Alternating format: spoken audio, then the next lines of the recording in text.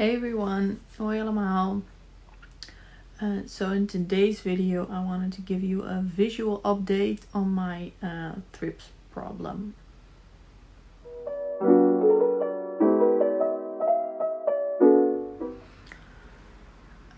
So I have been giving updates in the description box of my previous video, which I will link, I think, there. And I will also link it in the description box as well. But I decided that I just wanted to film a video about it, just to give you a visual of all the tips I'm giving, and it will probably be a short video, but that depends on how chatty I am, so you never know. First of all, I wanted to show you the setup I have, then I'll go through the plans and give you some tips in the end. So let's do that.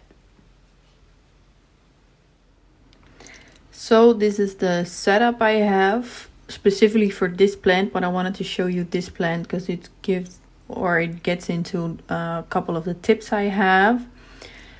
For one, normally this plant sits on the floor there. Well, I would say directly below. If the bar stool wasn't there, it would just sitting there on the ground nowadays. But in order to spray it, I elevate it because I want to... how do I phrase this? When it's on the ground, I will just mostly spray on top of the leaves, but I also specifically want to get under the leaves because I've noticed that on this plant, this monstera specifically, and I would say most of the other plants, most of the thrips are on the underside of the leaves instead of on top. So, and for most of the other plants, it's I would say combination. Some are on top of the leaves and some are on the bottom.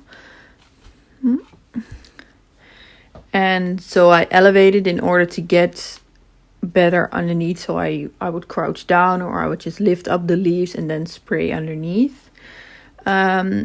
So elevation is a tip, especially for plants that are normally on the ground or smaller plants. Elevate them so you can get underneath all the leaves.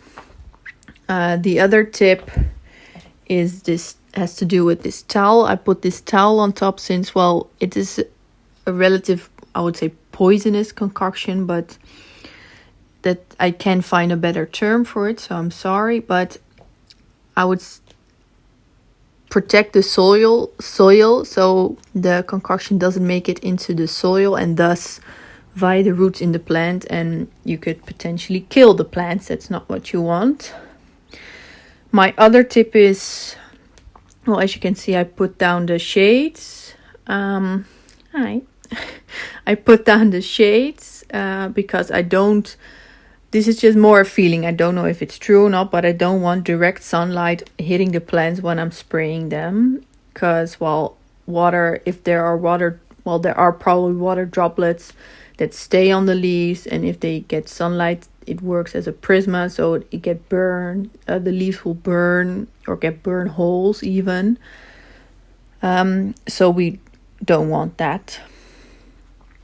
That's not, or at least that's not my idea of what I want. So elevate plants when you can to get underneath all the leaves. Put a towel on top of the soil, and I'll get to the other tips that I have. Yeah, that's it. And you could also, if you don't want to, because these sprays intended to be sprayed on multiple occasions until you don't see any thrips anymore. But you could also say, I don't want to spray it, I just want to clean all the leaves. That's, I would say, also a good idea.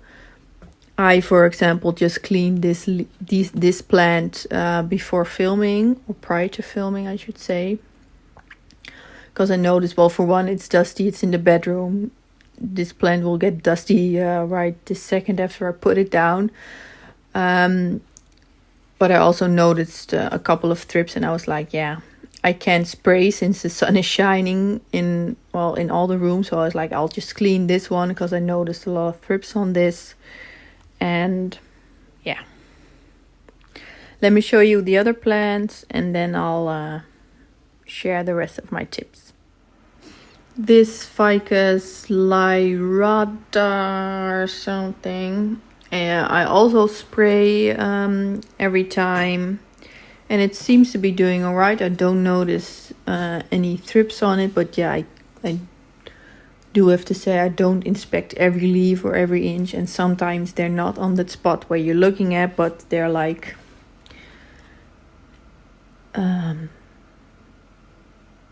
they're right on another spot. But this plant does get me... or will help me to give you another tip. Because... a lot of these leaves, let me walk out a bit, are like pretty horizontal laying. So not most of the spray or the concoction will trickle down onto the floor, but sometimes it will pool. It will pool like here or on other spots, and I would say be careful with that because, well, like I said, it's a pretty heavy concoction and it could damage the plant if it sits there a lot. So after I'm done spraying all the plants, I do a round and I look at all the plants. I usually just shake them, for example, just shake it so that a lot of the excess water will drip off, but also pat down any spots that have that collect a lot of water. And I also have to mention that I threw out a couple of plants, 4 to be exact, and I already replaced some, of course. I had another, I need to show you. I had another Monstera adansonii before this. It didn't look as full as this one, but it was covered in thrips, and I was like, yeah, I'm not going to be spraying that. It doesn't feel worth saving it, and there were... philodendron atom and another plant which I cannot remember the name. It looks like a little calathea. Anyways, those 3 I tossed. I was like, not worth it, just I'll replace them, and as you can see I already have. So that's also fine. If you're like, I don't want to do this, I don't want to get into the hassle with it, because like this plant I'm not going to toss. It's big and lush and lovely, so I'm like, I will save that. I will make an effort. And like I had 2 strelitzias smaller ones in pots, and there was another one that I also tossed because I kept seeing a lot of thrips on it, and I was like, no, it's not worth it. I'll just get rid of you and say bye-bye, because I wasn't feeling it anymore. I was like, no. There was so much on it and dry soil, so I'll water after this. So yeah, that's okay as well. And the other ficus over there is also doing well. That's a sneak peek. And this Monstera is also doing very well. There are, I would say a couple of thrips left, but I don't think I will ever get rid of it completely. I do hope so, but I'm keeping my... I'm being realistic. Because it's pushing out new leaves here, and there are also new leaves. That one is new, there's new, and even down here at the bottom, there are new leaves everywhere. That is because we cut it. I don't know if you can see, but let me... like here, there is a cut. Let me see if I can... there we go. So we cut the Monstera here, and it made... we cut it in 2 places. So on this stem, as you can see here, there's a new set of leaves coming, and down below. So on each stem we cut, there are 2 new places where the plant is growing now. There was another one like here, but it stopped. It didn't do much. Maybe it'll grow after I give it some feed, because I'm going to be starting my feeding regimen or fertilizing regimen again. So yeah, but all the plants are looking good and doing okay. So I'm happy with that. Well, and to conclude, I have a couple of other tips which I've written down, because I don't want to forget anything. That's the most important one. Well, the first one, and I would say is the start of it, is ventilate your room. Hey, Snoop. Before you, I would say just make the spray, the concoction, and then open as many windows as you want or as you can, and just ventilate the space, because let me check, the denatured alcohol has a very strong smell and is very very strong. And there's a tail and the head. There's Snoop. He wants attention apparently.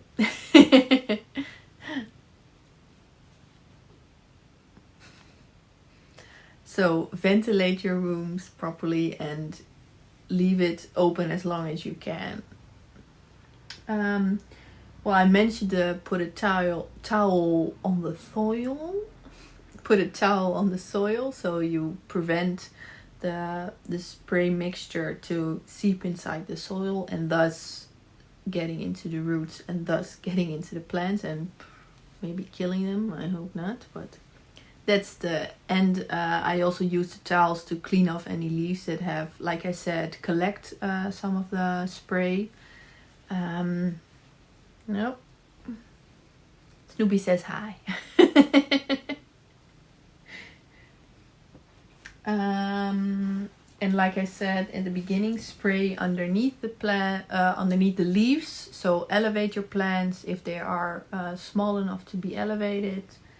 And repeat this spray until you don't see them anymore. Until you don't see any thrips.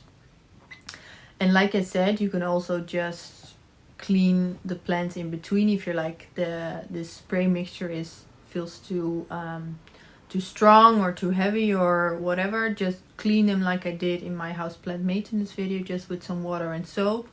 That'll also help, because you will kill off any thrips that are on the leaves that are still alive, and yeah, it can only help. But try to keep a spraying regimen in place. So my goal is to spray 2 times a week. That doesn't always happen. Like today I wanted to spray, but the sun came out and I was like, okay, that's not going to happen. But since I do not spray when the sun is out, like I said, water on the leaves can burn when the sun gets on it, so I don't want that. Yeah, and I would also say that when you combine all the ingredients for this spray, I would say mix it very well, and also shake the bottle or the sprayer in between each plant. What I use is how would you say that? I would say it's air pressure, so I have to pump it a couple of times, and then there's pressure on it, and then I can spray very easily. But in between plants, and thus in between that I pump more air out of it, I also shake the spray bottle thoroughly so it doesn't settle on the bottom or anything. It keeps getting mixed, because I noticed in the beginning, before I did that by the time I got to the last plant, then the smell of the denatured alcohol was like very big, and I was like, I needed to spray that on every plant and not just on the last. So mix it very well in between, and also mix it very well before you start spraying.